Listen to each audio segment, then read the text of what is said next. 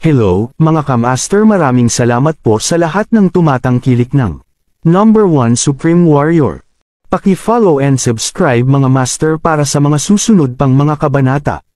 Number 1 Supreme Warrior. Kabanata 2521. Malamig na tumawa si Elder Simon habang lumingon kay Rudy. Kung napakaduwag mo, paano mo makakamit ang anumang mahusay? Ano man ang iniisip mo, pupunta ka sa Phoenix Valley. Ang nangyari noon ay isang lihim ng alyansa, at hinding-hindi ito dapat i-leak. Kung talagang gusto ninyong dalawa na umalis, ang mga alaala ninyo ay kailangang alisin. Si Rudy at Grayson ay tila sinampal ng masama, hindi makapagbigay ng anumang pakiusap o pagtutol. Ang pag-alis ng mga alaala ay tila simple, ngunit ito ay may direktang pinsala sa kaluluwa. Ang dalawa sa kanila ay hindi ganoon kalakas sa simula. Kung ang kanilang mga alaala ay pilit na naalis, maaari silang maging mga walang utak na tanga. Noon ay tunay na naunawaan ni Rudy at Grayson na hindi nila maaaring worm ang kanilang daan palabas sa sitwasyong ito. Hindi pinayagan ni Elder Simon na umalis silang dalawa para protektahan ang sikreto. Sa pag-iisip na iyon, wala na silang dahilan para makipagpunyagi pa, at ang kawalan ng pag-asa ay nagmumulto sa kanila. Isang malamig na ngiti ang pinakawalan ni Elder Simon habang nagpatuloy siya, huwag kang umarte na parang mamamatay ka kapag pupunta ka sa Phoenix Valley. Ang Phoenix Valley ay isang mahalagang pag-iral para sa alyansa, at walang maglalakas loob na pumasok sa Phoenix Valley. Hinding-hindi ka masasaktan. Narinig nilang tatlo ang mga salita ni Elder Simon at sumang-ayon, ang Phoenix Valley ay natural na magiging ligtas, nakikita ang kahalagahan nito sa alyansa. Hindi sila madaling mahanap ng panganib. Magiging hindi kapani-pani walang ligtas sila kung sila ay nasa Phoenix Valley, ngunit ito ay ibang tanong habang naglalakbay doon mismo. Anuman, nakahanda na sina Rudy at Grayson na umatras at hindi pumunta sa Phoenix Valley kanina. Kahit na ang lugar na iyon ang pinakaligtas na lugar sa mundo, ayaw nilang pumunta doon. Pakiramdam nila ay ang Phoenix Valley ang sentro ng lahat ng kanilang mga problema, na kahit na mukhang ligtas ito sa ibabaw, walang sinasabi kung ano ang maaaring mangyari sa hinaharap. Bahagyang umubo si Jackie nang tumayo siya, sumasaludo kay Elder Simon. Dahil napaniwala silang dalawa, kailan tayo pupunta sa Phoenix Valley? Iyon ang pinaka-inaalala ni Jackie. Dati, dalawang malalakas na diakono ang isinaayos upang protektahan sila, ngunit sila ay naharang pa rin ng isang pananambang. Hindi nila alam kung ang paglalakbay sa Phoenix Valley ay magiging katulad ng huling paglalakbay, na puno ng problema pagkatapos ng problema. Nakita ni Elder Simon ang pag-aalala ni Jackie. Nakataas ang isang kilay niya habang nakatingin kay Jackie bilang pagpapahalaga. Pakiramdam niya ay mas malakas ang batang iyon kaysa sa dalawa. At least, hindi siya duwag. Sumagot siya, huwag kang mag-alala, walang mga especially iya dito. This time, aayusin ko na si Xander na sumama sa inyong dalawa. Hindi steward si Xander sa branch na ito. Taga Phoenix Valley siya, kaya siya ang pinakamagandang tao na makakasama mo. Napataas ang kilay ni Jackie nang tumango si Xander sa kanya. Walang ibang salita ang sinabi. Nag-aalala pa rin si Jackie, ngunit wala itong ibang gagawin kung hindi magdulot ng inis kung sasabihin niya ang kanyang mga tanong noon. Inayos ni Elder Simon na dalhin sila kaagad ni Xander sa Phoenix Valley pagkatapos maayos ang lahat, marahil dahil ang pagpapadala sa kanila sa lalong madaling panahon ay ang pinakamagandang ideya. Ang paglalakbay ay medyo mapayapa, at walang masyadong hindi magandang nangyari. Pagkaraan ng 2 araw, nakarating sila sa isang maple tree grove. Ginawa ng mga pulang dahon ang lugar. Parang nag-aapoy ng husto. Tumangala sina Jackie, Rudy, at Grayson, na aakit sa tanawin. Kabanata 2522. Nasa unahan ang Phoenix Valley. Sa iyong katayuan, pansamantalang lilimitahan ka sa pagiging nasa labas ng lambak. Maghintay sandali pagdating namin doon. Kukunin ko ang iyong mga identity badge at I set up ang iyong mga tirahan bago ka isama. Masunurin namang tumango ang 3 lalaki sa sinabi ni Xander. Pagkarating ng maliit na sasakyang dagat sa destinasyon nito, nagsimula itong bumaba mula sa himpapawid. Ang Phoenix Valley ay maaaring tawaging isang lambak, ngunit ito ay, sa katunayan, ay hindi matatagpuan sa loob ng mga bundok. Ito ay nasa isang malawak na patag na kapatagan, na napapalibutan ng hindi mabilang na mga puno ng maple. Pula ang pangunahing kulay sa Phoenix Valley. Dumating sila sa main entrance, at casual na ipinakita ni Xander ang identity badge niya sa mga guard bago dinala silang 3 sa Phoenix Valley. Hindi ito masyadong maluho sa loob, ngunit mukhang mas kahanga-hanga kaysa sa isang palasyo. Dinala ni Xander ang 3 sa likod ng isang grand hall. Matapos nilang ayusin ang lahat, tinulungan niya silang 3 na makuha ang kanilang identity badge. Sumunod, dinala niya sila sa likod ng Phoenix Valley. Pumunta sila sa dalawa sa mas malinis na courtyard habang inayos ni Xander ang dalawang runner na lumapit. Si Jackie ay nagbahagi ng isang patio kay Rudy. Inayos si Grayson na nasa isa pang patio, ibinabahagi ito sa isa pang alchemist sa ika-6 na baitang. Dahil ang bawat looban ay may dalawang silid, si Rudy ay nanatili sa silangang silid habang si Jackie ay nanatili sa isa sa kanluran. Matapos ayusin ni Xander ang lahat ay umalis na siya pagkatapos ng ilang salita, naiwan ang dalawang tumatakbo. Mas maganda ang kondisyon ng mga tinutuluyan kaysa sa dati niyang tinutuluyan. Ang pagkakaroon ng silid para sa kanyang sarili na nailigtas. Maraming gulo, at medyo tahimik din si Rudy sa buong oras. Ang runner na disipulo na itinalaga sa kanila ay tinatawag na Lou Grouse. Naging runner na disipulo siya sa Phoenix Valley sa loob ng 2 taon. Siya ay nasa parehong kaharian ni Rudy sa mga tuntunin ng kakayahan sa pakikipaglaban, ngunit hindi siya kasing swerte ni Rudy na maging talino sa alchemy. Bago siya umalis, sinabihan sila ni Xander na maaari nilang itanong sa runner ang anumang hindi nila alam. Pagkatapos ng lahat, alam ng mga disipulong mananakbo ang lahat ng mga patakaran sa Phoenix Valley. Mukhang hindi payag si Grayson na makipaghiwalay kina Jackie at Rudy. Hindi naman kasi siya pamilyar sa lugar. Gayunpaman, ang kanyang relasyon kay Jackie at Rudy ay hindi ang pinakamahusay, gayunpaman. Kahit na ayaw niyang umalis, hindi niya magawang makipag-usap. Matapos ayusin ang lahat, tumungo siya sa kanyang looban. Hindi nag-aksaya ng oras si Jackie. Pagpunta sa kanyang patio, kapansin-pansin, mayroong isang maliit na sekta sa gitna ng patio. Ang naiisip lang ni Jackie sa sandaling iyon ay ang paggawa ng mga spirit crystal, at pati na rin ang pagsasanay. Gayunpaman, iba ang nasa isip ni Rudy. Pagkatapos ng lahat, hindi niya binalak ang pagpunta sa Phoenix Valley at napilitang pumunta doon. Matapos ang lahat ng mga kaayusan ay ginawa, ang kanyang mas calculative na mga saloobin ay nagsimulang lumitaw. Pumunta ka doon at maghintay sa ngayon. Halika kung hihilingin ka namin. Sabi ni Rudy kay Lo habang nakakunot ang noo. Masunuri namang tumango si Lo bago siya nakahanap ng bakanteng sulok para maghintay ng tahimik. Alam agad ni Jackie na may sasabihin si Rudy sa sandaling makita niya kung paano kumilos si Rudy, ngunit hindi mapakali si Jackie na makinig sa kalokohan ni Rudy. Sa sandaling naisipan niyang putol ang sasabihin ni Rudy, si Rudy ang unang nagsalita. Jackie, napakatalino mo. Bakit hindi mo subukang alamin kung ano ang nangyari sa alyansa? Dumating ang pangungusap ni Rudy, na parang kakaibang kabaitan sa sinabing iyon, na nagpang-inig kay Jackie. Ang taong ito ay hindi kapani-pani walang hiya. Noon pa lang, magarbo si Rudy at walang ginhawang kinutya si Jackie. Sa sandaling ito, gayunpaman, sinusubukan niya ang kanyang makakaya upang sipsipin si Jackie. Si Jackie ay hindi ang uri ng tao na hindi papansinin ang nakaraan, ngunit siya ay natigil pa rin sa parehong bakuran ng taong iyon. Nasa hindi kilalang lugar pa siya, kaya ayaw niyang gawing masyadong tense ang kanilang relasyon. Kabanata 2523. Alam mo ang lahat ng nalalaman ko, at walang gaanong dapat malaman sa napakaliit na impormasyon. Bumagsak man ang langit, may bubong ka sa itaas para pigilan ito. Hindi na kailangang mag-alala. Salungat sa kanyang sariling mga salita, gayunpaman, si Jackie ay nasa mas panloob na salungatan kaysa kay Rudy. Mayroong ilang mga bagay na kailangan niya ng kaunting kapayapaan at katahimikan upang isipin bago maunawaan ang mga panloob na mekanismo. Kumaway si Jackie kay Lo.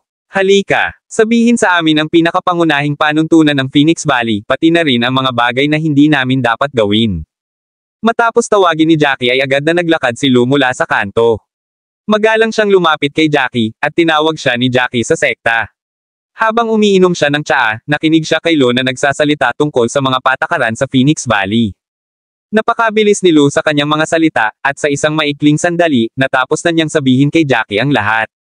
Kabisado ni Jackie ang iba't ibang panuntunan sa loob ng Phoenix Valley at hindi napigil ang umiyak pagkatapos noon.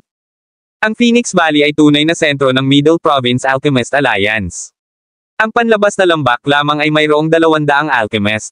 Ang sinumang alchemist na maaaring pumasok sa Phoenix Valley ay hindi bababa sa ika-6 na baitang alchemist.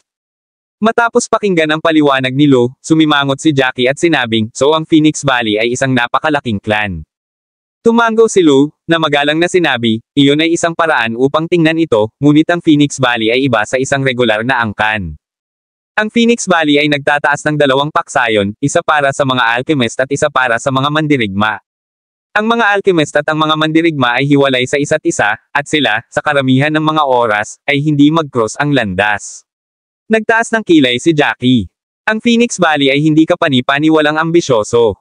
Hindi lamang sila nagkaroon ng sarili nilang mga alchemist, ngunit mayroon din silang mga mandirigma. Mayroon silang proteksyon ng mga mandirigma at mga mapagkukunan ng mga alchemist. Hindi lang alam ni Jackie kung ilang mandirigma ang nasa Phoenix Valley. Tumangala si Jackie at nagtanong, ano sa tingin mo ang magiging grade ng Phoenix Valley kung isa itong clan? Ito ang pinakamahalagang tanong. Ang Phoenix Valley ay walang alinlangan na mas mataas kaysa sa isang angkan tulad ng Rosefinch Pavilion, ngunit ito ay isang katanungan pa rin kung ito ay isang ika-6, ika-7, o kahit isang ika-8 grade clan. Saglit na nag-isip si Lou bago siya umiling. Hindi kami pareho sa ibang lugar. Ang alam ko lang tungkol sa panlabas na lambak, at wala akong alam tungkol sa panloob na lambak. Ang panlabas na lambak ay nakahiwalay sa panloob na lambak. Makakapasok ka lang sa Inner Valley kung mayroon kang isang tiyak na antas ng talento at kasanayan, novel drama. Bago pumunta sa Phoenix Valley, nabanggit na ni Xander ang panloob at panlabas na mga lambak. Nakinig lang si Jackie at hindi ito masyadong pinapansin noon, ngunit sa mga salita ni Lou, naunawaan ni Jackie na may malaking pagkakaiba sa pagitan nilang dalawa. Patuloy na tanong ni Jackie, bakit hindi ka makapasok sa Inner Valley? Dahil ba ang mga nasa Inner Valley ay mga pangunahing miyembro ng alyansa na tumatanggap ng mga espesyal na benepisyo? Tumanggo si Lou, matigas na sumagot, precisely. Ang mga nasa Inner Valley lamang ang maaaring ituring na mga pangunahing miyembro. Kung paano ka makakapasok sa Inner Valley, hindi ko alam. Kailangan mong magkaroon ng isang tiyak na halaga ng talento bago ka maabisuhan. Kung ano ang level ng talent na kailangan, wala akong clue. Kabanata 2524. Kumunat ang noo ni Rudy, malungkot na sinabi, paanong hindi mo alam ito? Walang salita na tinignan ni Jackie si Rudy. Nasa awkward na sitwasyon si Lou, hindi alam ang sasabihin. Hindi alintana ni Rudy kung gaano siya kakulit. Sumimangot siya at nagpatuloy, bukas ba sa lahat ang lahat ng Way of the Pill, manual sa Phoenix Valley? Maaari mo bang pag-aralan ang alinman sa mga ito kung kailan mo gusto? Tumanggo si Lou. Inayos ni Rudy ang sarili. Masyadong delikado ang Phoenix Valley. Ang A-Way of the Pill ang batayan para makapagtatag ng isang angkan. Ito ay hindi isang bagay na karaniwang pinapayagan ng mga clans na makita ng sinuman. Hindi ako makapaniwala na hinahayaan lang nila ang sinumang gustong tumingin sa kanila. Mukhang wala ako dito para sa wala. At least, matututo ako ng mas magandang Way of the Pill. Ayaw ni Jackie na buhusan ng malamig na tubig ang iniisip ni Rudy, ngunit hindi niya maiwasang sabihin, huwag mo munang unahan ang iyong sarili. Kahit na walang mga paghihigpit, lahat ay maaaring matuto ng Way of the Pill. Huwag kalimutan na hindi ito napakadaling matutunan. Ang hirap dyan. Kahit gaano kahusay ang isang manual na natapos mong basahin, mahalaga ba kung ang iyong talento ay hindi katumbas ng halaga? Pakiramdam ni Jackie ay masyadong optimistic si Rudy. Alam niya kung bakit magiging bukas palad ang Phoenix Valley. Ang bawat isa na nasa Phoenix Valley ay isang disipulo ng lambak at kalaunan ay mag-aambag sa lambak. Ito ay totoo lalo na para sa mga alchemist. Pinahintulutan ng Phoenix Valley ang lahat na ma-access ang lahat dahil ang lahat sa Phoenix Valley ay hindi isang bagay na mauunawaan ng isang ordinaryong tao. Kung mas may talento ang isang tao, mas marami. Silid na kailangan nilang pagbutihin. Ang Phoenix Valley ay tatayo upang makakuha ng mas malaking benepisyo. Kahit na natutunan ni Rudy ang pinakamahusay na Way of the Pill, ang kanyang talento ay hindi katumbas ng halaga. Humigop ng tsaa si Jackie. Pupunta ako sa Hall of Wishes. Dalhin mo ako dyan. Yumuko si Lou at sumunod. Gayunpaman, hindi manatiling kalmado si Rudy. Nataranta, nanlaki ang mga mata niya habang umiiling, bakit ka ba nababalisa? Hindi ka na lang ba pupunta pagkatapos nating magpahinga? Ang tanging iniisip lang ni Jackie ay kumita ng mas maraming spirit crystal sa sandaling iyon, kaya natural na ayaw niyang mag-aksaya ng anumang oras. Matapos malaman ang mga panuntunan ng Phoenix Valley, gugustuhin niyang gawin ang lahat ng kanyang makakaya upang mapabuti ang kanyang sarili at gumawa ng higit pang mga espiritong kristal. Hindi niya inabala si Rudy. Pagkatapos ilagay ang teacup sa mesa, saka siya tumayo at tinignan si Lou. Masunaring tumalikod si Lou at umalis. Si Rudy ay ganap na nawala ang kanyang kalmado, pakiramdam na si Jackie ay masyadong nagmamadali. Nagtanong lang siya tungkol sa mga patakaran ng magpasya siyang magmadali sa Hall of Wishes, at nahati si Rudy kung dapat ba siyang sumama. Nagplano siyang magpahinga ng 1 o 2 araw para maging pamilyar sa kanyang paligid. Hindi pa huli ang lahat para magsimula. Gayunpaman, nang makita niyang si Jackie ay palayo ng palayo, siya ay naiinip. Hinabol niya si Jackie at sumigaw, hintayin mo ako. Gusto ko rin pumunta. Ang Hall of Wishes ay nasa pinakasilangang dulo ng Phoenix Valley. Hindi naiwasang malungkot si Jackie na ang Phoenix Valley ay talagang iba sa lahat ng lugar nang dumating sila sa Hall of Wishes. Kahit na ang labas ay hindi tumingin. Marilag, isa pa rin itong napakalaking lugar. Kumpara sa iba pang mga bulwagan na napuntahan ni Jackie dati, ang Hall of Wishes ay napakalaki, novel drama. Mayroong 12 palapag, at mga alchemist dumagsa sa bawat palapag. Kailangan ko bang pumila pagkapasok ko? Lumingon si Jackie para tanungin si Lo. Tumango si Lo. Ang Hall of Wishes ay hindi kapani-paniwalang malawak, at mayroong 200 alchemist sa panlabas na lambak. Kahit na ang lahat ng 200 ay naririto, ito ay kasya sa lahat ng comfortable. Pagandahin ang iyong karanasan sa pagbabasa sa pamamagitan ng pag-alis ng mga ad. Kabanata 2525. Tumango si Jackie kanina at naglakad papasok sa hall. Si Rudy na nakakunot ang noo ay sumunod kay Jackie. Hindi ko alam kung bakit ka nagmamadali. Ang condensing pill run ay isang bagay na nangangailangan ng mahabang panahon upang mapabuti, at walang dahilan para magmadali.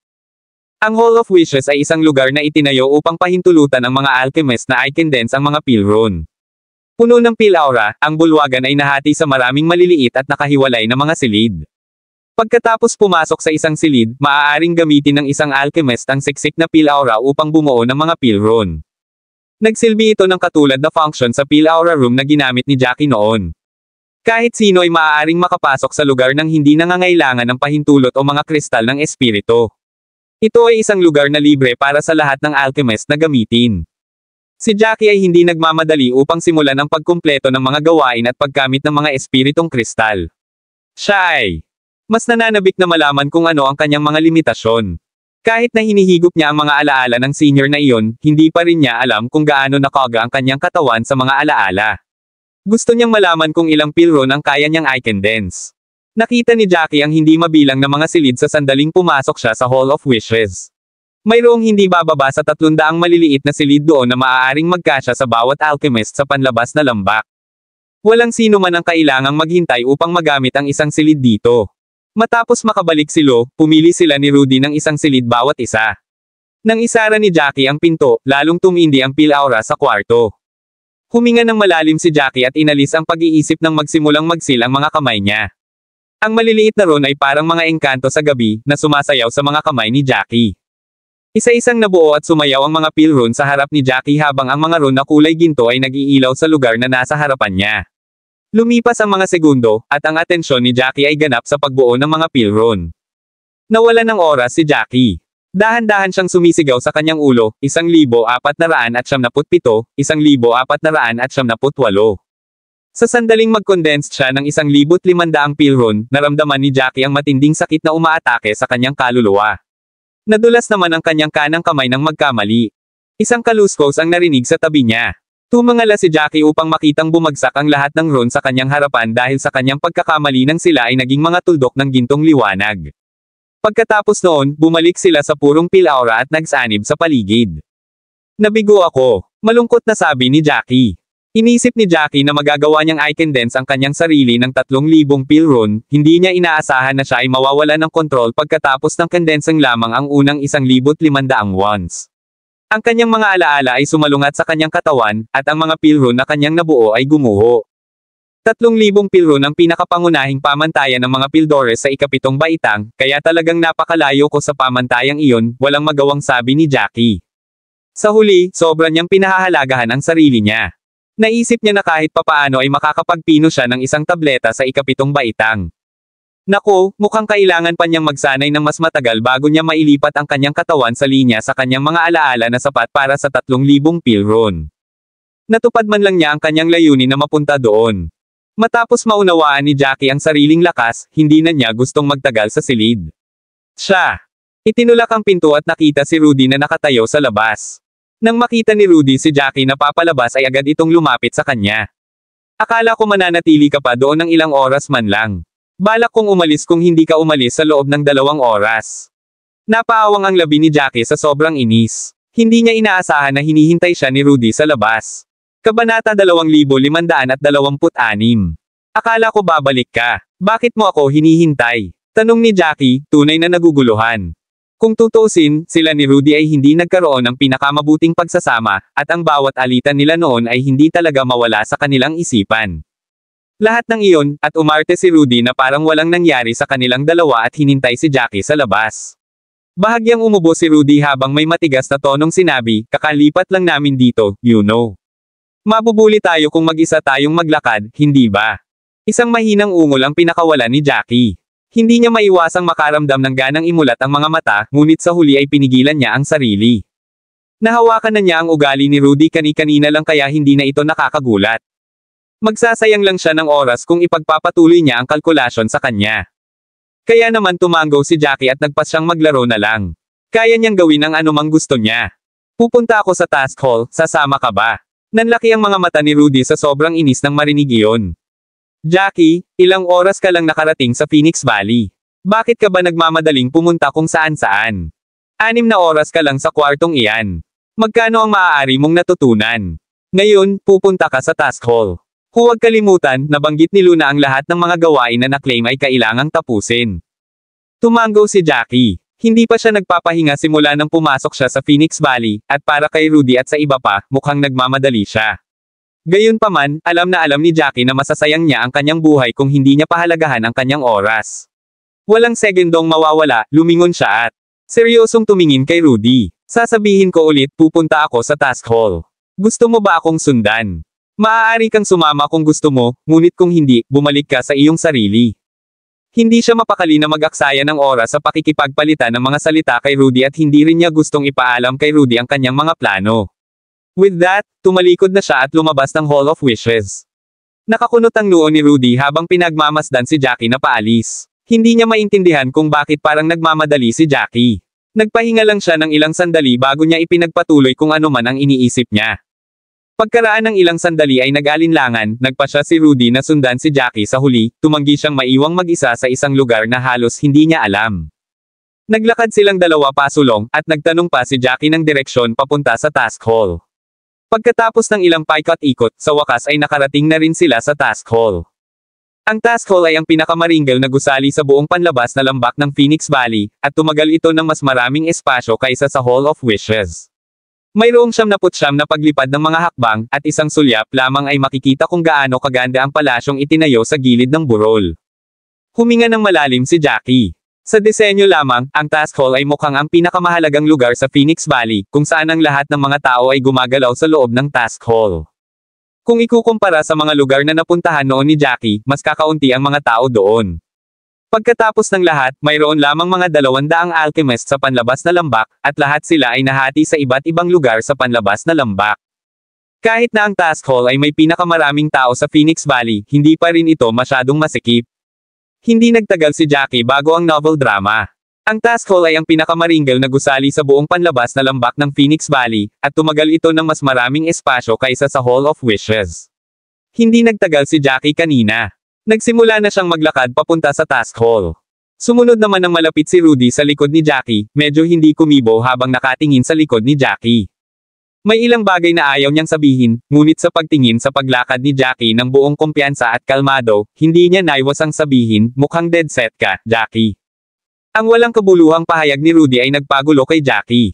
Siya ay hindi kailanman naging isang taong nasiyahan sa pakikipag-usap, ngunit si Rudy ay tila isang mausisa na bata na ang mga tanong na hindi niya nais na libangin ay hindi tumitigil. Kabanata 2527. Sumulyap si Jackie kay Rudy. Bakit ang dami mong sinasabi? Ngayon mo lang ba nalaman na kaya kong magdesisyon? Hindi mo kailangang paulit-ulit na banggitin ang mga bagay na ito ng madalas. Bahagyang umubo si Rudy habang kinakamot ang kanyang ilong, awkward na sinabi, to be honest, gusto ko lang malaman kung bakit ang isang taong kasing talento sa pakikipaglaban ay pipiliin mong maging alchemist. Kahit na ang mga alchemist ay itinuturing na napakataas, lakas pa rin ang pinakamahalagang bagay. Kung magpasya kang ito ng lahat ng iyong pagtuon sa martial arts, tiyak na magkakaroon ka ng maraming magagandang tagumpay. Lahat ng iyon, at nagpasya kang maglagay ng napakaraming oras sa alchemy. Hindi ka ba natatakot na pagsisihan mo ito sa hinaharap? Tumikim si Jackie sa kanyang pagkataranta. Alam niyang sa simula pa lang ay walang magandang sasabihin si Rudy. Lumingon siya sa hagdan at tumingin. Pababa kay Rudy. Kailan ko sinabi sa iyo na sumuko ako sa martial arts para ituloy ang alchemy? Medyo matigas na umiling si Rudy. Malamig na bumantong hininga si Jackie at sinabing, hindi ko pa nasabi, kaya huwag magmadali. Tumutok ka lang sa iyong mga isyu at huwag sayangin ang iyong mga iniisip tungkol dito. Pagkatapos ay muling humarap si Jackie, hindi na binigyan ng pagkakataong magsalita si Rudy. Napakalawak ng task hall kaya hindi makita ang mga dulo. Kung ikukumpara sa malawak na espasyo, wala masyadong tao sa paligid. Walang alinlangan na mas maraming tao doon kumpara sa lahat ng lugar sa Phoenix Valley. Ang mga dingding ng task hall ay napuno ng iba't ibang tabla, lahat ng mga ito ay kalahating metro ang lapad, at 1 metro ang haba, may mga trabahong nakalista sa mga ito. Ang mga gawain ay ipinakita sa mga board na ito, at sa bawat isa ay ang mga detalye nito. Upang maangkin ang mga gawaing iyon, kailangan lang ng mga alchemist na ilagay ang kanilang mga badge sa kanang bahagi sa ibaba, at pagkatapos ay bubuo ng kontrata kasama ang mga rune ng task board. Matapos mag-react ang dalawa, ang gawain ay pag-aari ng may-ari ng badge. Ang bawat gawain sa bulwagan, mula sa mas madaling gawain hanggang sa pinakamahirap, ay para sa mga alchemist. May mga gawain tulad ng pagtukoy ng mga espiritual na gamot at pagtulong sa paghahanap ng mga damong espiritu. Siyempre, mayroon ding mga gawain para sa pagpino ng mga table tasks. Karamihan sa mga gawain sa mga board ay para sa ika-6 na baitang na mga table tasks. Kailangan din ng mga pildores sa ika-7 baitang, ngunit mas kaunti ang bilang nito kaysa mga pildores na pang-6 na baitang. Ang mga gawain para sa ika-8 grado na mga table tasks ay isinabit sa mas mataas na bahagi. Ang mga kayang umangkin ng ika-8 baitang. Ang mga table tasks ay bihira, kahit nasa Phoenix Valley. Habang pinag-aaralan ni Jackie ang mga task board na naghahanap ng angkop na mga gawain, bigla niyang narinig ilang talakayan mula sa kanyang likuran na pumukaw sa kanyang interes. Oo naman, mas marami ang mga gawain kaysa dati, ang bagay na ito ay hindi maliit na bagay. Kaya lang, hindi natin alam kung hanggang kailan ito magtatagal. Pagkatapos ng usapin, hindi na tayo masyadong makikinabang dito. Si Rudy ay nakatayo sa tabi ni Jackie, at siya rin ay hindi maiwasang lumingon upang tumingin. Ang mga taong nakasuot ng puting damit na nag-uusap tungkol sa mga gawain ay may mga badge ng alchemist sa ika-6 na baitang, tulad ni Jackie. Kabanata 2528. Siya at ang lalaking may berdeng damit ay naghahanap ng mga gawain tulad ni Jackie. Kaya lang, nag-uusap sila gaya ng ginagawa nila. Bahagyang bumantong hininga ang lalaking nakasuot ng berdeng damit bago niya sinabi, paano mabilis maaayos ang bagay na iyon. Narinig kong nagulat ito sa buong Inner Valley, at naghahanda na sila para sa digmaan. Kung hindi, bakit biglang lalabas ang napakaraming gawain? Bago ito, kalahati ng mga task board ay walang laman, ngunit ngayon ay puno na ang lahat. Nangangahulugan ito na ang usaping ito ay hindi malulutas ng ganoon kadali. Ang alyansa ay naghanda na para sa isang pangmatagalang digmaan. Pagkasabi niyo ng lalaking nakasuot ng kulay berde ay tumango naman ang lalaking nakasuot ng puti bilang pagsang-ayon. Hindi ko lang alam kung mabibigo tayo sa mga bagay-bagay o hindi. Isang malalim na buntong hininga ang pinakawalan ng lalaking nakasuot ng berdeng damit. Matapos mag-isip ng mahabang panahon, sumagot siya, hindi ko rin alam. Sa hitsura ng mga bagay-bagay ngayon, mukhang hindi ito dapat magsasangkot ng mga hindi gaanong makabuluhang figure tulad namin, ngunit hindi ko alam kung iyon ay mananatiling pareho sa hinaharap. Ang magagawa lang natin ay magdasal. Si Jackie ay parang may mali habang nakikinig. Hindi niya maiwasang mapatingin kay Rudy sa tabi niya, na nakatingin din sa dalawa na may nalilitong ekspresyon. Dapat may kinalaman ang pinag-uusapan nilang dalawa sa nangyari kamakailan. May nangyari nga sa alyansa, at hindi maliit na bagay. Maaari pa nga itong maging kasangkot sa mga hindi gaanong mahalagang tao tulad nila. Sa pag-iisip, huminga ng malalim si Rudy. Naglakad siya palapit kay Jackie habang bumubulong, may kinalaman kaya ito sa pananambang sa atin. Ano ba talaga ang nangyari? Bakit wala tayong alam kahit gaano kalaki ang pangyayari? Sa tingin mo ba dapat nating subukan at alamin ang mga bagay-bagay? Napakamot ng ulo si Jackie. Huwag kang mag-overreact sa ngayon. Kung tatakbo ka ngayon at nagtatanong tungkol dito, maaaring wala kang makuhang sagot. Dapat mong hayaan ang mga bagay na mawala pansamantala. Dahil ang mga tao ay nagsasalita tungkol sa bagay na ito sa lahat ng dako, kung gayon ito ay hindi isang lihim na hindi mabubunyag. Dapat ay malalaman natin ang tungkol dito sa lalong madaling panahon.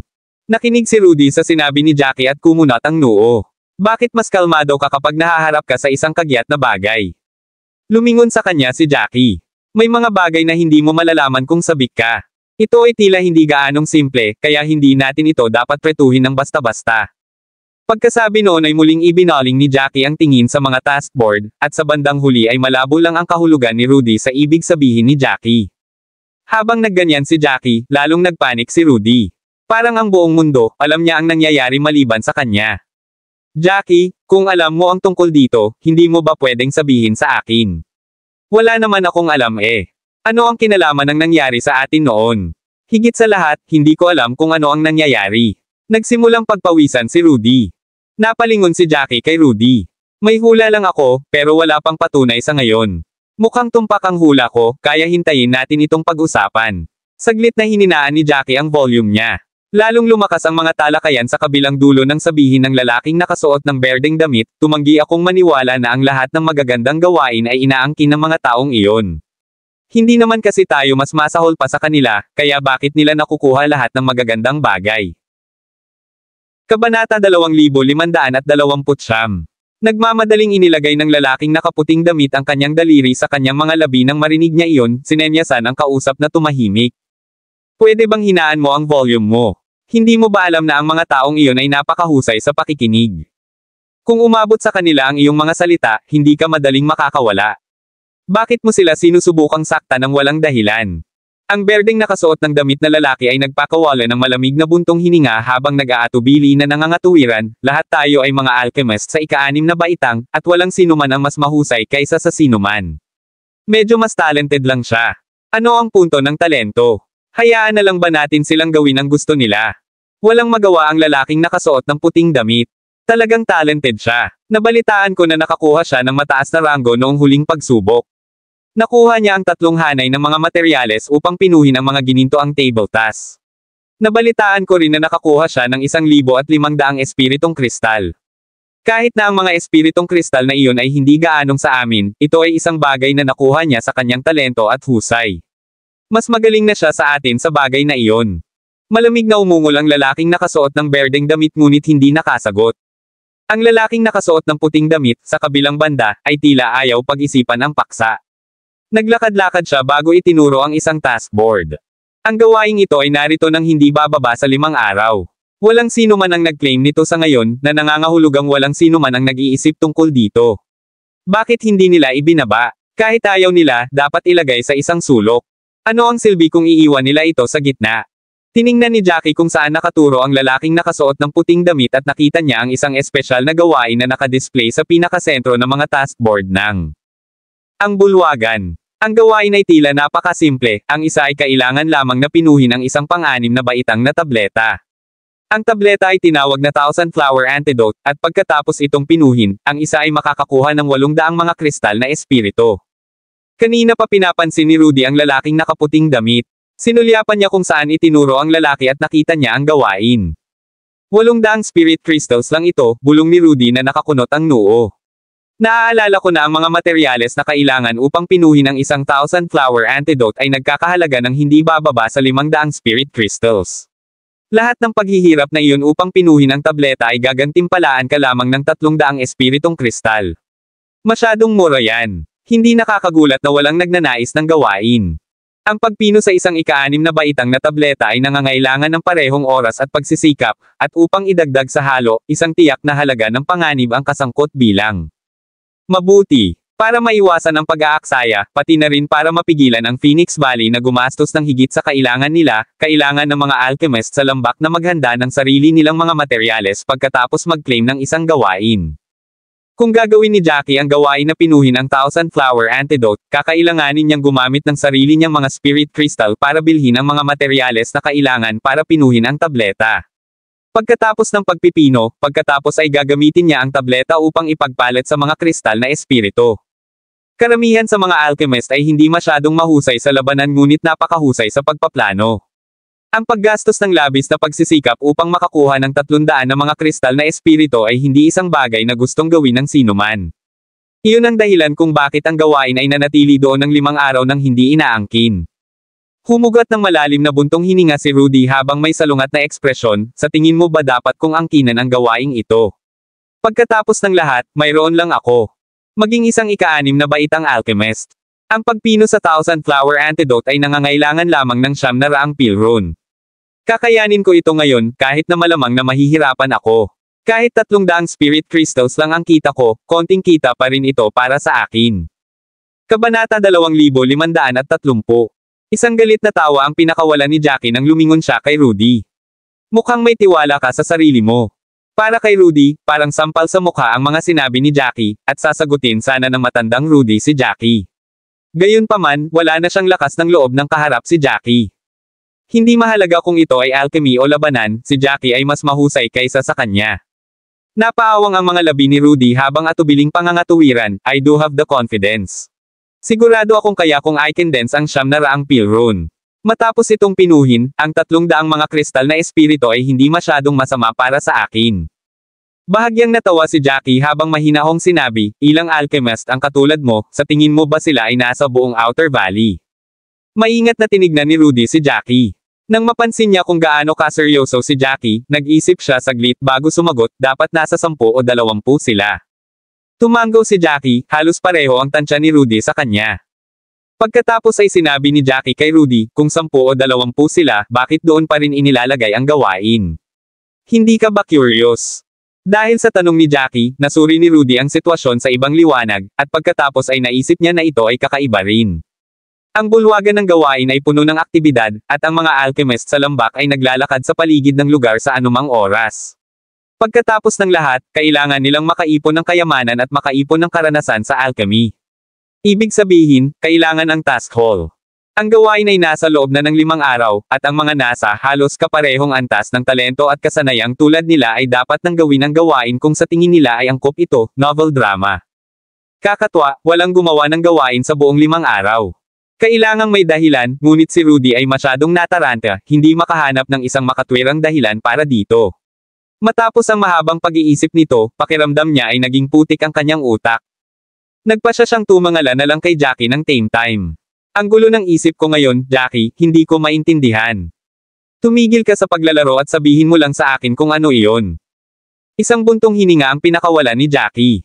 Ang dahilan ay simple, ang mga mas malakas kaysa sa iyo ay walang pakialam sa 300 espiritong kristal. Ang mga nasa halos kapareho mong antas ay hindi madaling tanggapin ang gawain.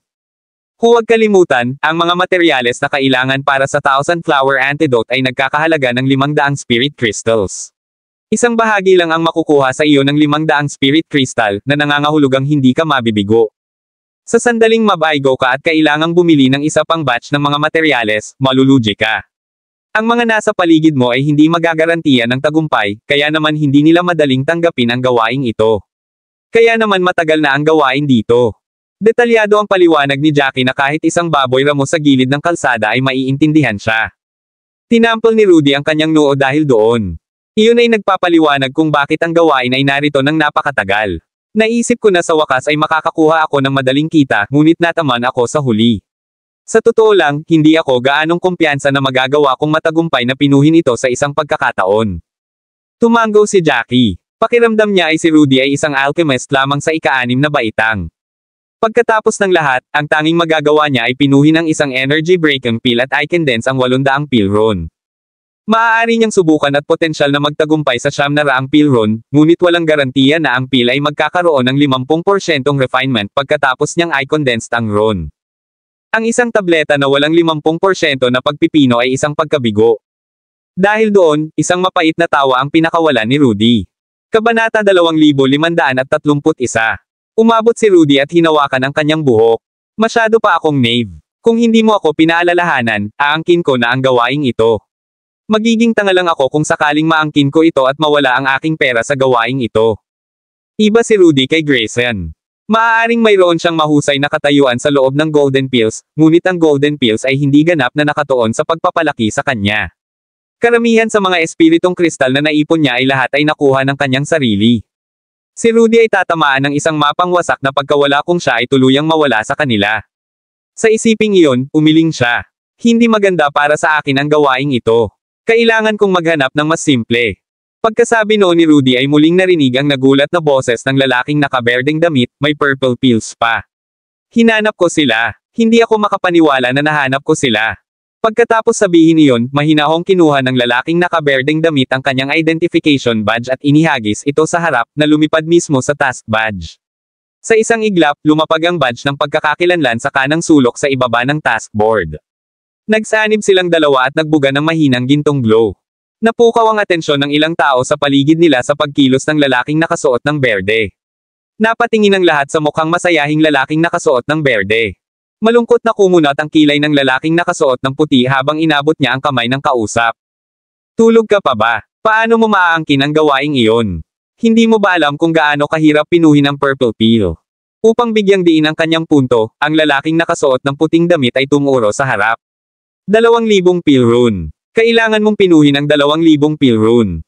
You also have to guarantee that those two. Ang 1,000 pill rune ay may 50% pagpipino sa iyong pill. Ang sino mang makakagawa niyan ay isang hakbang na lamang mula sa pagiging isang alchemist sa ikapitong baitang. Huminga ng malalim ang lalaking nakasuot ng berdeng damit. Bahagya siyang tumango bago sinabing, "Syempre alam ko kung gaano kahirap. Kung hindi lang mahirap, hindi ako maglalakas loob na angkinan ito. Ang kahirapan ang nagtutulak sa akin." Pagkatapos ng lahat, ang mga materyales upang pinuhin ang isang purple pill ay medyo mura mahigit o mas mababa sa 1 o 200 mga kristal na espiritu. Hanggat kaya kung pinuhin ang isang purple pill, makakakuha ako ng 1,200 spirit crystal.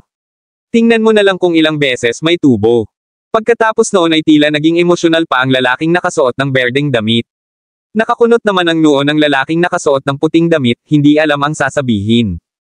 Si Jackie at Rudy, na parehong nakatayo sa likuran nila, ay naunawaan kung bakit gustong pasiglahin ng lalaking nakaberdeng damit ang kanyang sarili. Bumulong si Rudy sa tenga ni Jackie, 2,000 pill runes. Ang pagpino sa purple pill ay higit sa 2 beses na mas mahirap kaysa sa pagpino ng 1,000 flower pill. Ganun ba siya ka-confident? Naglakas loob siyang pinuhin ang isang purple pill. Alam ni Jackie na parang nakakairita ang mga sinabi ni Rudy dahil ayaw lang niyang aminin na may mas malakas sa kanya. Napalingon si Jackie kay Rudy. 2,000 pill rune na niya siguro kanina. Mukhang napaka-talented ng lalaking ito. Hindi dapat masyadong matagal bago siya maging isang 7th grade alchemist. Medyo tumpak ang pagsusuri ni Jackie. Kahit na ang lalaking nakasuot ng berdeng damit ay mukhang sinusubukan niyang ipakita, masasabi ni Jackie na may kumpiyansa sa likod nito. Ang lalaking nakasuot ng berde ay hindi isang taong mahilig magmayabang ng walang dahilan. Maghintay ka lang. Hindi ito magtatagal bago. Mapapadalisay ko rin ang pill na iyon, at pagdating ng araw na iyon, ipakikita ko sa lahat kung gaano ako kakaya. Malakas na pahayag ni Rudy kaya't narinig ng lahat ang kanyang sinadyang panata. Kabanata 2532. Oo nga, narinig ng mga tao sa paligid nina Jackie at Rudy ang matapang na mga salita ni Rudy, kung saan tinitigan nila siya ng masama. May isang tao na nagkaroon ng lakas ng loob na magsabi ng isang bagay na napakaloko bago pa man sila magkaroon ng mga kasanayan upang i-back up ito. Ang ginawa lang nito ay minamaliit ng lahat si Rudy. Napabuntong hininga si Jackie sa pagkagalit tuwing hindi siya nakaimik ni Rudy. Ayaw niyang tumabi kay Rudy ng mga sandaling iyon sa sobrang kahihiyan sa kanya ni Rudy. Medyo nanlumo si Jackie matapos maramdaman ang mga tingin ng lahat sa paligid niya. Pakiramdam niya ay walang sino man sa paligid niya ang nakakaunawa kung gaano siya katalento. Si Rudy, gayunpaman, malamig na ngumuso at sinabing, "Ano ang tinitingnan mo sa akin? Sinabi ko ang lahat ng iyon dahil may tiwala ako. Maghintay ka lang. Wala pang ilang buwan, magiging ako na." Marunong magpino ng purple pill. Walang magawa ang mga labi ni Jackie. Ang lahat sa paligid nila ay isang mahusay na alchemist. Para kay Jackie, maaaring may kaunting talento si Rudy, ngunit kumpara sa napakaraming mahuhusay na alchemist, hindi siya gaanong naabot. Hindi napigilan ni Jackie na sumimangot habang inabot niya ang balikat ni Rudy at bumulong, "Mag-ingat sa pagpapahiya sa sarili sa loob ng ilang buwan. Ang purple pills ay hindi isang bagay na maaari mong pinuhin dahil lang sa sinabi mong gusto mo. Kailangan mong paikliin ang 2,000 pill rune. Kahit ako hindi ko magawa sa ngayon, pabayaan mo. Kung may kakayahan kang gawin ito, hindi mo na kailangang magyabang. Natural na mambola ka ng iba." Hindi pa rin makondense ni Jackie ang 2,000 pill rune sa sandaling iyon. Dati, may tiwala siya sa sarili, ngunit pagkatapos pumunta sa Hall of Wishes, sinubukan niya ang kanyang sarili. Kasanayan. Alam niya ang kanyang lugar at natanggal ng kaunti ang kanyang pagmamataas. Kailangan niyang kumalma at hayaan ang kanyang mga alaala na umayon sa kanyang katawan. Nasa ulo niya ang lahat ngunit hindi niya magawang maayos ang mga bagay gamit ang kanyang katawan. Alam niya kung ano ang kailangan niyang gawin ngunit wala siyang muscle memory para gawin iyon. Napilitan siyang patuloy na magsanay upang pagsamahin ang kanyang isip at katawan. Ang pagkakaroon ng soul gathering crystals ay talagang isang napakalaking cheat para kay Jackie. Maraming bagay ang kailangan ng iba ng napakalaking oras para magsaliksik, matuto, at magsanay. Gayunpaman, kailangan lamang ni Jackie na siguraduhin na ang kanyang katawan ay makakahabol sa kanyang mga alaala. Gayunpaman, walang kumpiyansa si Jackie na maging isang alchemist sa ikapitong baitang ng napakabilis. Ano, kung gayon, si Rudy, na nakatayo sa likuran niya na hindi gaanong talento. Nag-aatubiling ibinuka ni Rudy ang kanyang mga labi ngunit hindi na nagsalita pa. Samantala, natuwa naman ang lalaking nakasuot ng berdeng damit sa sinabi ni Rudy. Tumingin siya kay Rudy na parang tanga. Siguradong matalim ang titig niya kaya napatili si Rudy. Bakit ganyan ka makatingin sa akin? Ang ibang tao ba ay hindi pinapayagan na maging sanay dahil lang sa iyo? Ang mga salita ni Rudy ay nakaramdam ng hindi kapani-pani walang pagmamataas, at masasabi ni Jackie na ang berdeng nakasuot na lalaki ay naramdaman lamang na parang nagkakagulo si Rudy. Isang malamig na buntong hininga ang pinakawala ng lalaking nakaberdeng damit at lumingon, hindi na tumitingin kay Rudy. Tila sinasabi nito sa lahat na ang pagtingin lamang kay Rudy ay higit pa sa nararapat sa kanya. Malamig ang tono ng lalaki habang nanunuya, I've seen clowns, but no one so into his role as you, is rare. Hindi ka pag-aanong sanay, pero sinusubukan mo pa ring tumayo. Nakakatuwa. Sa sandaling sinabi iyon ng lalaking nakaberdeng balabal, nagtawanan ang lahat at tinuro si Rudy habang nagbibiroan. Ang ilan sa kanila ay sadyang nagsalita ng mas malakas para marinig sila ni Rudy. Tingnan mo itong bagong lalaki. I wonder kung saan siya tumalon. Kung titingnan siya, malamang na wala pang ilang araw siyang naging alchemist sa ika-6 na baitang. Ang kakayahang mag-condense ng 1,000 pilron ay isang kahangahangang gawa, ngunit sinasabi niya na magagawa niyang mag-condense ng 2,000 sa loob ng ilang buwan. Hindi niya alam ang lugar niya. Kabanata 2533. Siguro isa lang siyang tanga na hindi pa nakakaranas ng mundo. Hindi ba't ang mga krete na hindi alam ang kanilang lugar ay laging pumupuri sa kanilang sarili? Salitang pangungutya ang bumungad sa paligid kaya namula ang mukha ni Rudy. Para siyang nakaupong pato habang sinasampal siya ng lahat. Noon siya nagsimulang magsisi ng labis na pagtaas ng kanyang boses at pag-angkin ng isang malaking pangako. Matapos kutsain sa ganoong antas, hindi na siya nang ahas na magsalita ng kahit ano. Pagkatapos ng lahat, wala siya sa Golden Pills, at lahat ng tao sa paligid nila ay may talento. Ang isang random na tao doon ay malamang na mas mahusay kaysa sa kanya. Tulad ng lahat ng tao ay nanunuya at nangungutya kay Rudy, biglang hinugot ni Jackie ang kanyang identification badge, na-activate ang kanyang tunay na enerhiya, at inihagis ang kanyang badge pasulong. Kasunod ng tunog ng banayad na simoy ng hangin, may lumabas na identification badge sa taskboard sa harap ni Jackie. Walang laman ang taskboard noon na walang nakalagay, ngunit may lumitaw na bagong gawain. Inihagis ni Jackie ang kanyang identification badge habang ang lahat ay nakatutok kay Rudy. Sa oras na tumingin ang lahat, ang identification badge ay sumanib na sa taskboard, ibig sabihin, ang gawain ay naklaim na ni Jackie. Hawakan mo dyan. Galit na sigaw ng lalaking nakaputi. Naku, huli na ang lahat, at wala siyang puwang para pagsisihan ito. Tutal, ang badge ni Jackie ay ganap na sumanib sa taskboard. Hindi niya dapat inilagay ang kanyang atensyon sa ibang lugar. Kung hindi, magkakaroon siya ng pagkakataon na angkinan ang gawain. Matapos makita ng lahat kung anong gawain ang iginiit ni Jackie, sila ay nagalit. Ano? Sinamantala ng lalaking ito ang sitwasyon. Ang ganoong mataas na sahod na gawain ay palaging mahirap makuha, ngunit ang lalaking ito ay kinuha ito sa ilalim ng aming mga ilong nang hindi kami nagpapansinan. Isang green sunpill na may bayad na 1,300 spirit crystal. Ang pagpino sa isang green sunpill ay nangangailangan lamang ng 1,000 pilrune. Maging ang mga materyales ay nagkakahalaga lamang ng 300 mga kristal na espiritu. Ito ang pinakamagandang gawain na nakita ko sa buong linggo. Humihingi din sila ng 3 pills. Baka sa mukha ng taong iyon ang sakit habang sinasabi ang lahat ng iyon. 3,900 kristal na espiritu. Nakuha ito ng brat na ito. Sinamantala niya talaga tayo. Ang gawaing inaangkin ni Jackie ay tunay na pinakamahalaga doon. Hindi gaanong pagsisikap ang kailangan para kumita ng 3,900 mga kristal na espiritu. Para sa isang normal na alchemist, ito ay isang kapalaran. Hanggat makumplito ni Jackie ang gawain, ito na ang pinakamalaking kinita ni Jackie sa panahong iyon. Isang maliit na ngiti ang pinakawala ni Jackie habang nakatingin kay Rudy. Dapat talaga magpasalamat siya. Kung hindi lang nagyayabang si Rudy at nakakaakit ng atensyon ng lahat, hindi niya magagawang madali ang gawaing iyon. Kung tutuusin, lahat ng iba ay may matalas din na mata. Nang maramdaman ang titig ni Jackie, umawang ang mga labi ni Rudy, na medyo nakaramdam ng pait sa sarili. Kabanata 2534. Alam ni Rudy kung bakit nakatingin sa kanya si Jackie. Siya ay pinagtawanan kaya tinulungan niya si Jackie na ibaling ang atensyon ng lahat at pinahintulutan si Jackie na makinabang mula rito. Ang iniisip pa lang niya ay nalulungkot na siya. Gayunpaman, wala siyang masabi sa sandaling iyon at hindi rin siya nang ahas na magsalita tulad ng ginawa niya noon. Kung tutuusin, alam niya ang husay ni Jackie. Hindi mahalaga kung ito ay martial arts o alchemy, si Jackie ay mas mahusay kaysa sa kanya.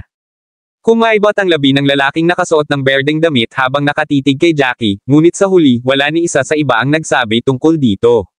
Pagkatapos ng lahat, ang pagkakaroon ng mga mata upang mabilis na i-claim ang gawain ay isang kasanayan din, at kasalanan niya ang labis na pagtutok sa clown na iyon.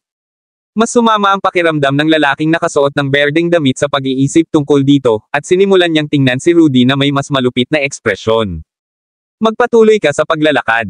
May pinto sa likod sa ang sulok. Pagkatapos mong itulak ang pinto, papasok ka sa isang side hall. May Katie wala doon. Sumama ka sa akin, isang malamig na boses ang biglang narinig sa tabi ng tenga ni Jackie. Nakakunot noo si Jackie habang nalilitong lumingon bago siya nakasalubong ng isang lalaking nakaskarlato pulang damit na nakatingin sa kanya na may kalmadong ekspresyon. Lalong lumalim ang pagkunot ng noo ni Jackie. Kinausap ba siya ng lalaking iyon? Nang mapansin ng lalaking nakasuot ng eskarlate na walang sinasabi si Jackie, binigyan niya ng isang beses si Jackie bago isang malamig na ngiti ang bumungad sa kanyang mukha. Bago ka siguro. Makatwirang hindi mo alam kung sino ako. Matapos ang mga salitang iyon, sa wakas ay natitiyak ni Jackie na ang lalaki ang kausap niya, ngunit ano ang ibig niyang sabihin sa kanyang mga sinabi noon? Gusto niyang dumaan siya sa pintuan sa likod para maghanap ng Katie wala. Bakit kailangan niyang gawin iyon? Sari-saring tanong ang bumungad sa kanyang isipan, at sa bandang huli, bumaling si Jackie para lubos na humarap sa lalaki. Tandaan ang aking pangalan, ako si Harold Mann. Bumaba ang tingin ni Harold kay Jackie na parang pinipigilan si Jackie. Nagsalubong ang mga kilay ni Jackie, masasabing naghahanap ng gulo si Jackie. Bahagyang umubo siya bago siya malamig na sumagot, bakit kailangan kong hanapin ang Katie wala? Nagsimula na namang magbulungan ang lahat. Panay ang tingin nila kina Jackie at Harold, palaipat-lipat ng tingin. Kitang-kita ni Jackie ang galit, takot, at kawalan ng magawa nang tumingin ang lahat kay Jackie. Nang tumingin sila sa kanya, ang tanging nararamdaman niya ay awa at simpatiye. Nagtaas baba si Harold. Ibigay mo ang gawaing ito. Akin ang gawaing ito. Sa sandaling sinabi ang mga salitang iyon, si Jackie ay nakaramdam ng panandaliang hindi makapagsalita. Medyo mapilit ang lalaking ito. Ito ay hindi tulad ng hindi pa niya nakilala ang sino man na nagpumilit na gumawa ng ilang maliliit na trick upang matiyak na nakuha nila ang gusto nila. Gayunpaman, ito ang unang pagkakataon na nakita niya ito. Isang taong gumagawa nito ng walang pakundangan gaya ni Harold.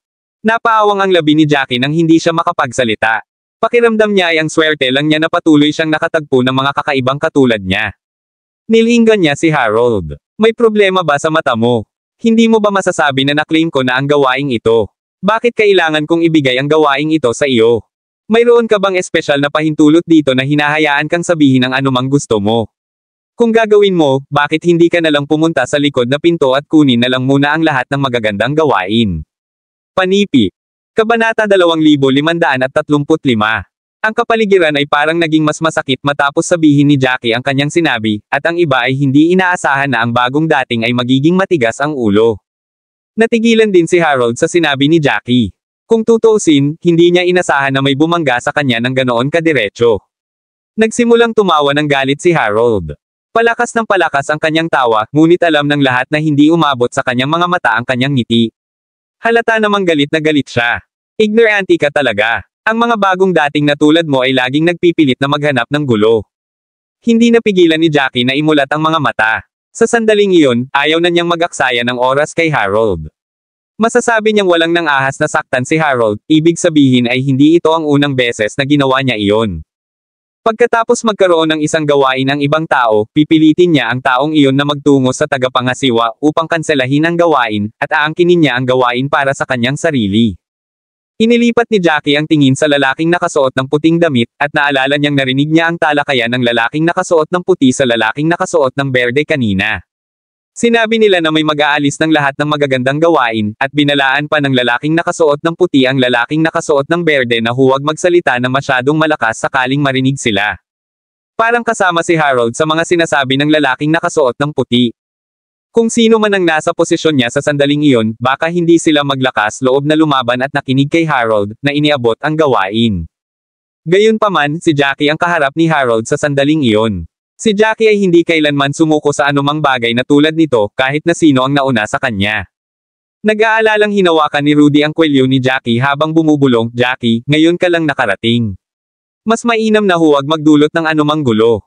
Maraming gawain dito, kaya maghanap tayo ng iba."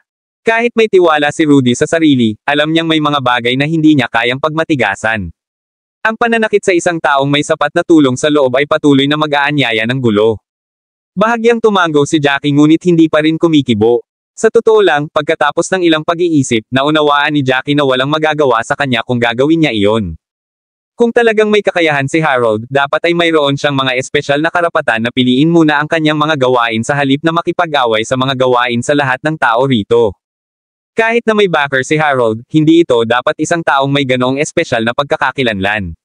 Dahil ito ay hindi isang espesyal, hindi siya masyadong matarget. Hindi na napigilan ni Harold ang kanyang galit nang makita niya kung paano pa rin nagpatahimik si Jackie. Mukhang nagpupumilit kang maghanap ng gulo. Maghintay ka lang. Isang mahinang tawa ang pinakawalan ni Jackie. Anong magagawa mo sa akin? Publiko kang sumusuway sa mga patakaran, kaya bakit ako makikinig sa iyo?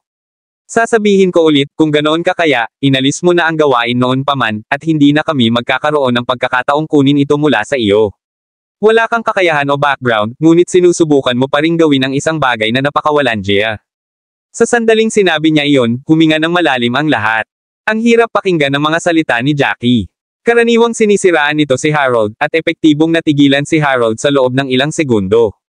Johnson Jones, nakatayo sa likod ni Harold, ay isang tapat na tagasunod ni Harold. Matapos pakinggan ang sinabi ni Jackie, hindi na siya nakapagpigil at sumugod na siya. Ang lakas ng loob mong bastyusin si Harold ng ganyan. Isang malamig na tawa ang pinakawalan ni Jackie. Hindi ako nagsusumikap na manginsulto sa sinuman. Si Harold ang nagpipilit na dumaikit sa mukha ko, mukhang mapahiya. Natakot si Rudy. Alam niya kung paano si Jackie. Kung gusto niyang lumaban, papatayin niya ang ibang lalaki. Hindi lang inaasahan ni Rudy na walang pakialam si Jackie kung sino ang nasa kabilang dulo. Hanggat sino man ang makasakit kay Jackie, magiging walang awa si Jackie. Kabanata 2536. Nanlaki ang mga mata ni Johnson at sinabing, "Kilala mo ba kung sino si Harold?" Tumaas ang isang kilay ni Jackie at sumagot, "Sino ang nagmamalasakit sa kung sino si Harold?" Sinabi ni Johnson, "Si Harold ay isang taong nagsasanay sa Way of the Phoenix Peel. Tiyak na alam mo iyon.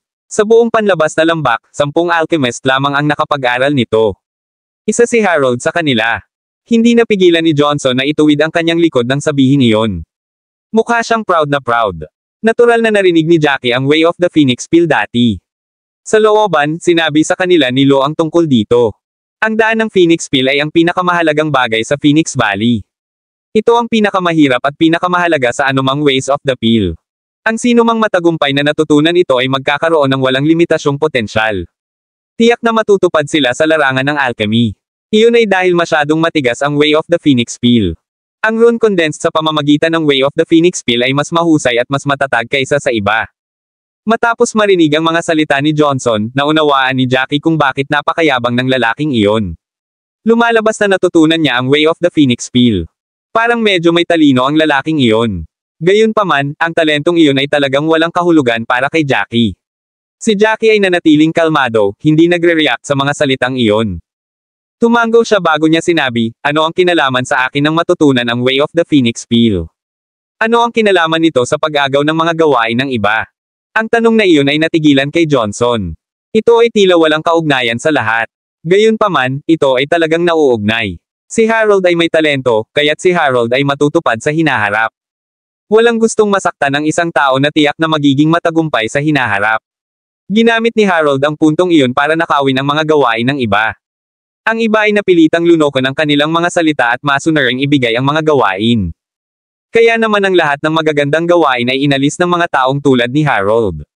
Ang lahat ay hindi pumayag na pumayag ngunit kinailangan kapag isinasaalang-alang ang kanyang hinaharap. Hindi kapani-pani walang madilim ang mukha ni Harold ng mga sandaling iyon. Tumingin siya kay Jackie na mas lalong naging mabangis ang ekspresyon. Wala siyang ibang gusto kundi patayin si Jackie sa mismong lugar. Kaya nagpupumilit ka talagang maghanap ng gulo. Maghintay ka lang. Napatingin sa kanya si Jackie at sumagot, "Sure, hihintayin kita. May balak ka bang lumaban?" "Ako. Kung oo, handa akong gawin kahit kailan." Sa usapin ng alchemy, talagang talented si Harold. Gayunpaman, hindi gaanong talino si Harold pagdating sa martial arts. Si Harold ay nakalusot pa lamang sa gitnang yugto ng likas na antas. Sa mata ni Jackie, isa siyang langgam na maaaring patayin anumang oras. Nakarating na si Jackie sa Spring Solidifying Realm, at hindi rin siya ordinaryong tao. Sa sobrang galit ni Harold ay nanginginig ang buong katawan, ngunit hindi siya makagalaw doon. Ang mga pananakot o agresibong salita ay walang silbi laban kay Jackie. Sa halip, nagalit siya kay Jackie. Nagsimulang maglabasan ang mga ugat sa mga mata ni Harold habang sinasabing, maghintay ka lang. Pagbabayaran mo ang sinabi mo. Pagkatapos nito, hinailan niya si Johnson palayo at umalis na nagtatampo. Sa pagtingin sa pag-urong ni Harold, wala pa ring ekspresyon si Jackie. Gayunpaman, palakas ng palakas ang usapan sa kanilang paligid. Talagang walang takot ang lalaking ito. Si Harold ay pinapabore ng mga matatanda salamat sa kanyang talento. Kabanata 2537. Talagang matatamaan siya. Kapag napagtanto ni Harold ang kanyang tunay na potensyal, magiging madali na ang pakikitungo sa kanya. Hindi ba niya masasabi na walang sino man sa atin ang gustong i-provoke si Harold? Sa tingin ba niya ay kaya niyang panindigan si Harold hanggang sa huli? Hindi ba niya alam kung gaano kalakas ang isang kasing talino ni Harold kapag naabot niya ang kanyang potensyal?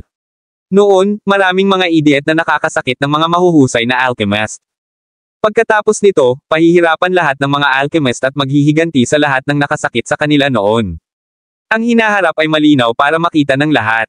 Maghintay ka lang. Sa loob lang ng ilang taon, baka pagsisihan ng batang ito ang ginawa niya. Walang nag-abalang itago ang kanilang mga usapan. Galing kay Jackie. Narinig niya ang lahat ng sinabi ngunit wala siyang masyadong reaksyon. Samantala, si Rudy naman ay namumutla sa takot. Karaniwan, ang sinuman ay magiging mas nangangamba kapag sila ay nasa isang hindi kilalang kapaligiran, hindi gustong pukawin ang sinuman. Gayunpaman, wala sa mga iyon ang tila mahalaga pagdating kay Jackie. Si Rudy ay lubos na naniwala kay Jackie sa puntong iyon. Huminga siya ng malalim sabay hila kay Jackie, Jackie, anong plano mo pagkatapos nito? Siguradong target ka niya sa hinaharap. Baka hindi mo matanggap kapag nangyari iyon. Baka sa mukha ni Jackie ang walang pakialam, sa oras na kayanan niyang gawin ang lahat, maraming taon na sana ang lumipas. Sinong may pakialam niyan ngayon? Pagkasabi nun ay lumabas na si Jackie. Kumunat ang noo ni Rudy, hindi alam ang sasabihin. Reaksyon ni Jackie. Hinangaan niya ang tapang ni Jackie ngunit hindi siya nakaimik sa kanyang katangahan. Pagkatapos nilang dalawa ay bumalik sa looban, pumasok si Jackie sa kanyang silid patungo sa kanluran. Pagkasara ng pinto, pinalabas ni Jackie si Nash sa mustard seed. Matapos makaalis si Nash, hindi niya maiwasang maiyak kung gaano kakaiba ang mundo. Magaling si Jackie sa West Circe State nang bigla siyang itapon sa Middle Province. Inakala ni Nash na si Jackie ay nasa Heavenly Pills saglit, ngunit napunta si Jackie sa Phoenix Valley sa loob lamang ng ilang araw. Hindi rin nila alam kung hanggang kailan sila sa Phoenix Valley. Napabuntong hininga si Nash, alam kong kadalasan ay may plano ka, pero kailangan kong itanong ito sa iyo. Ano ang susunod mong plano? Gaano katagal mo planong manatili sa Phoenix Valley? Ibinuhos ni Jackie kay Nash ang isang tasa ng tsaa bago niya time na sinabi, kahit ano paman, kailangan kong maging alchemist sa ikapitong baitang bago ako. Gawin ang aking mga susunod na plano. Ang lugar na ito ay maaaring komplikado, ngunit hanggat ako ay may talento, sapat na, hindi dapat magkaroon ng anumang malalaking panganib. Tiyak na magdudulot sa iyo ng problema ang lalaking iyon na si Harold, sabi ni Nash na may pag-aalala. Si Jackie ay nagpakawala ng isang walang pakialam na tawa, dapat ko bang ibigay na lang ang gawaing inaangkin ko? Napasimangot si Nash na medyo walang magawa. Matapos isipin ang pagkatao ni Jackie, desidido siyang umiling.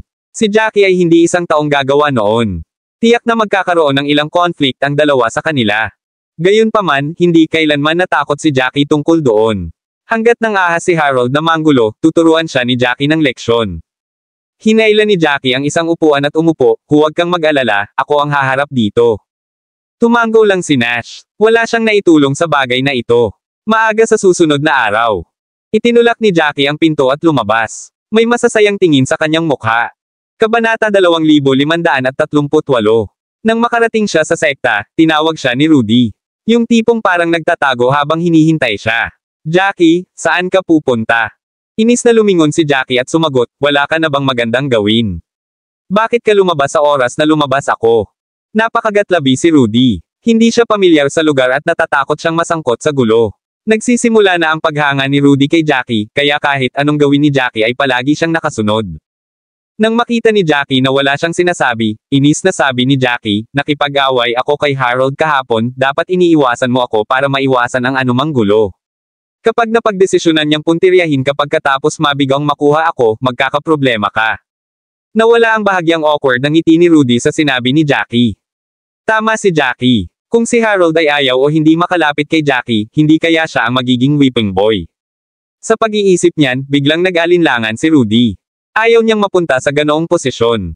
Kung nangyari iyon at nagpa siya si Jackie na huwag siyang iligtas, kung gayon siya ay patay na. Wala siyang kakayahan o tapang ni Jackie. Nagsimulang magugat sa puso ni Rudy ang pag-iisip ng pag-atres. Nalaman agad ni Jackie ang nasa isip ni Rudy nang makita ang ekspresyon ni Rudy. Isang malamig na ngiti ang pinakawalan niya. Iyon ang gusto niyang resulta. Ayaw niyang may aso na laging sumusunod sa kanya. Nag-iwas siya ng tingin at lumabas. Gayunpaman, nakakadalawang hakbang pa lang siya nang muli siyang sinundan ni Rudy. Napakunot ang noo ni Jackie, habang inis na lumingon, gusto mo ba? Tama. Hindi na alam ni Jackie ang sasabihin. Tulala si Rudy. Kung talagang gusto ni Jackie na puntiryahin si Rudy, hindi makakaligtas si Rudy ng higit sa ilang araw. Dapat ay ibinaon na ni Rudy ang mga kaisipang iyon sa kanyang sariling ulo, ngunit talagang sinabi niya ito kay Jackie. Hindi iyon isang bagay na gagawin ng sinumang regular na tulala. Ito ay isang bagay na gagawin lamang ng isang taong hindi kapani-pani walang tulala. Lumuwa si Jackie, pwede bang tumahimik ka? Nang marinig ang pagkainip sa tono ni Jackie, napilitang itikom ni Rudy ang kanyang bibig. Nang makarating silang dalawa sa Elder Hall, hindi naiwasang sabihin ni Rudy, may balak ka bang pumunta sa klase sa Elder Hall? Sinong elder ang nagbibigay ng lecture ngayon? Sobra ka na talaga. Naisip ko na talagang susubukan mong kumpletuhin ang iyong gawain pagkatapos i-claim ito. Tapos, may time limit ang pagkumpleto. Mga gawain. Kung hindi mo ito makumplito sa isang linggo, pagmumultahin ka. Kabanata 2539. Tumanggo si Jackie. Natural na alam niya iyon. Dahil alam niyang dumating siya sa ikalawang araw. Nilinggan niya si Rudy habang mahinahong sinabi, hindi ba nabanggit ni Lo kahapon? Walang klase ngayon. Lalong naguluhan si Rudy nang marinig iyon. Hindi niya maiwasang magtaas ng ulo at tumingin kay Jackie ng seryoso, you're not here to attend any classes. Saka para saan ka nandito? Sinabi ba talaga ni Lo yun? Paano ko nakalimutan? Walang imik si Jackie habang kumikibot ang mga labi. Ang lalaking iyon ay hindi lamang walang utak, ngunit siya rin ay makakalimutin din. Kung noon pa man ay hindi na nag-abalang magpaliwanag si Jackie. Gayunpaman, pakiramdam niya ay masyadong pipi si Rudy, kaya ayaw niya maging masyadong maliit. Pagkatapos ay matiyagang ipinaliwanag niya, ngayon ay pagsubok. Araw. Ang pangunahing tagapagtanggol ngayon ay si Elder. Nanlaki ang mga mata ni Rudy na parang hindi niya maintindihan ang binabalak ni Jackie. Mula nang makapasok sa Phoenix Valley, napansin niyang tila nagmamadali si Jackie para madaliin ang lahat. It felt like Jackie was all over the place as well, clueless siya sa pinaplano ni Jackie. Nagdududa niyang sinabi, nagpunta ka rito para kumuha ng pagsusulit. Naparito ka ba para subukin? Bakit mo pinaplanong sumali sa pagsusulit? Hindi ka pa nakakasali sa alinman sa mga klase ni Elder Elliot dati, at naglakas loob kang sumali sa kanyang pagsusulit. Hindi naman kasi nabanggit ni Lou dati. Si Elder Elliot ay sikat sa pagiging mahigpit. Kung sasali ka sa kanyang pagsusulit at hindi maganda ang iyong mga resulta, isa-isa kang bubunutin upang magalit. Hindi ka ba natatakot? Nakakahiya sa sarili mo. Sumulyap si Jackie kay Rudy at sumagot, dahil naglakas loob akong sumama at kumuha ng pagsusulit, paano ako matatakot na hindi magaling? Maaari mo bang isipin gamit ang iyong ulo? Nakatuon ka sa mga kahihinatnan ng hindi ko paggawa ng mabuti, ngunit bakit hindi mo isipin ang mga gantimpala na matatanggap ko kung gumawa ako ng mabuti? Nagsalubong ang kilay ni Rudy, nag-isip sandali bago sumagot, naalala ko na ngayon. Binanggit ni Lo kahapon. Kung makapasa ka sa pagsusulit, ang unang 50 lugar ay makakakuha ng 2 batch ng mga materyales para sa anumang tableta sa ika-6 na baitang. Ang unang 30 ay makakakuha ng karagdagang batch. Pagkasabi noon ni Rudy ay bigla niyang napagtanto kung bakit gustong sumali ni Jackie sa pagsusulit. Nanlaki ang mga mata niya habang hindi makapaniwalang nakatingin kay Jackie, saglit na hindi nakapagsalita. Napansin niyang lalong hindi niya maintindihan si Jackie. Paano ka naging matapang? Sa tingin mo ba ay tiyak na mapapasok ka sa top 50? Gusto mong sumali sa pagsusulit para makuha mo ang mga materyales na kailangan para pinuhin ang Green Sun Pill ng libre. Tumanggo si Jackie, nakatingin kay Rudy na may papuri. Iyon talaga ang plano niya. Matapos sabihin sa kanya ni Lo ang tungkol dito noong nakaraang araw, nagplano na siyang kumuha ng pagsusulit. Kung siya mismo ang bumili nito, kakailanganin niya ng ilang mga spirit crystal para makabili ng mga materyales. Dahil may pagkakataon na makuha ito ng libre, natural na sasali siya sa pagsusulit. Nang umamin si Jackie, nanlaki ang mga mata ni Rudy sa pagtataka at sinabing, hindi ko talaga alam ang sasabihin ko. Ganyan ka ba talaga kaya o sadyang matapang ka lang? Hindi mo alam kung anong uri ng mga tanong ang itatanong ni Elder Elliot? Sigurado ka bang makakalagay ka sa top 50? Mayroong hindi bababa sa 100 kalahok sa pagsusulit na ito. Posibleng maging bahagi nito ang lahat. Upang mapabilang sa nangungunang 50 sa 200. Hindi na nagulat si Jackie sa pagkagulat ni Rudy. Tumango lang siya at hindi na nagsalita pa. Huminga ng malalim si Rudy sabay thumbs up kay Jackie. Kabanata 2540. The top 50, kung ako iyon, hindi ako maglalakas loob na isipin iyon. Talagang mayroon kang ganoong uri ng lakas ng loob. Ang mga makapasok sa top 50 ay maaaring hindi ang pinakakasanayan, ngunit marahil ang pinakatalented. Tumango si Jackie, hindi nagsasalita gaya ng dati. Nang tumingin si Rudy kay Jackie, hindi niya alam kung ano pa ang sasabihin. Ang lakas at talento ay maaaring minsan ay pinagsama, at kung minsan sila ay dapat na paghiwalayin. Halimbawa, sa pagtatasa na ito, dapat paghiwalayin ang dalawa. Ang isang taong natutunan na ang way of the pill sa loob ng mahabang panahon ay natural na magiging mas sanay, at makakapag-condense ng mas maraming pilron. Ang mga mahuhusay ay maaaring hindi makapag-condense ng maraming pilron dahil sa kanilang kakulangan ng karanasan. Gayunpaman, dahil sila ay may talento, ang tableta. Ang mga rune na kanilang na-condensed ay mas mahusay sa kalidad. Iyon ang pagkakaiba sa pagitan ng kasanayan at talento. Ang pagsusulit ni Elder Elliot ay hindi pagsubok para makita kung gaano kahusay ang isang tao. Ito ay hindi upang makita kung gaano karaming mga pilron ang maaaring i-condense ng isa. Sa halip, ito ay isang pagsubok upang masukat ang talento ng taong iyon. Ano ang kalidad ng mga pilron na maaaring i-condense ng isang tao? Makakamit ba nila ang 50% pagpipino? Talagang may tiwala ka, hindi napigil ang mapaluhan ni Rudy. Kumunat ang noo ni Jackie. Ang brat na iyon ay sinusubukang sabihin na si Jackie ay walang ganoong talento, ngunit susubukan pa rin. Sa simula pa lang, hindi na iniistorbo ni Jackie si Rudy, pero hindi na siya nakatiis. Simula pa lang ay kinukutya na siya ni Rudy. Nilinggan niya si Rudy at sinabing, bakit hindi ka sumama sa pagsubok na ito kasama ko? Saka mo malalaman kung may tiwala ako o hindi. Nang marinig iyon ni Rudy ay nagbago ang kanyang ekspresyon. Malakas ang loob ni Jackie, pero wala. Narinig na niya ang tungkol sa kung anong uri ng ugali mayroon ang ilang matatanda noon. Same time na sinagot ni Lo ang tanong. Si Elder Elliot ang elder na may pinakamasamang ugali. Kapag nakita niya ang sino mang alagad na may mga walang kinang na talento, agad niyang pagdududahan ang mga ito.